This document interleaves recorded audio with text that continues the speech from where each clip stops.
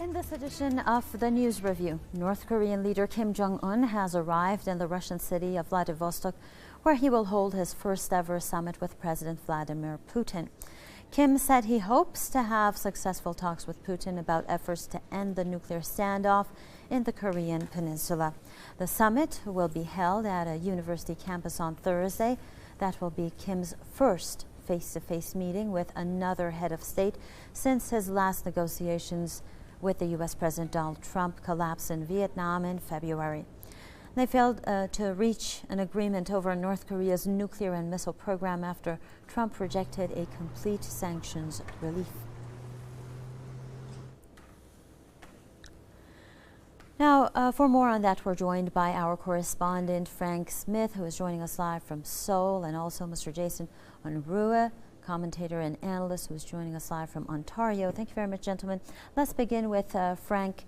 Now, Frank, can you tell us about the significance of this visit by Kim Jong-un, and what is he hoping to achieve by talking to Putin? Well, I think he's going to demonstrate to the United States, to Washington, to U.S. President Donald Trump, that he's got another player in his corner, including Chinese President Xi Jinping. Both Russia and China favor a step-by-step approach to the elimination of North Korea's nuclear and missile programs in exchange for relief from sanctions. Both Moscow and Beijing say that relief of sanctions should happen as North Korea takes steps to give up its nuclear deterrent, not after it's already given up everything and at the whim of Washington. What Donald Trump came to Hanoi with in February was really nothing other than what's already been written into the United Nations sanctions. So he offered them no big deal, and North Korea quite justifiably turned that down. They don't particularly trust Washington to negotiate in good faith, and certainly the behavior of U.S. President Donald Trump since he came into power in abrogating various agreements that the U.S. had made under Obama and previously, he's really justified in not taking the U.S. at its word and in arguing and pushing for, again, a phased approach to giving up its nuclear deterrent.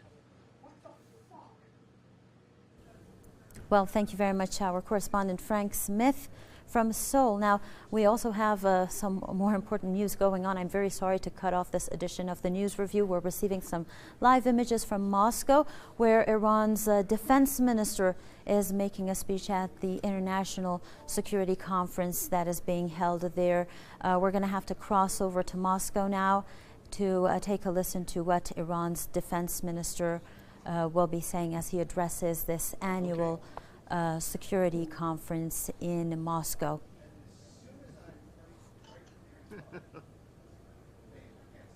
در منطقه متاسفانه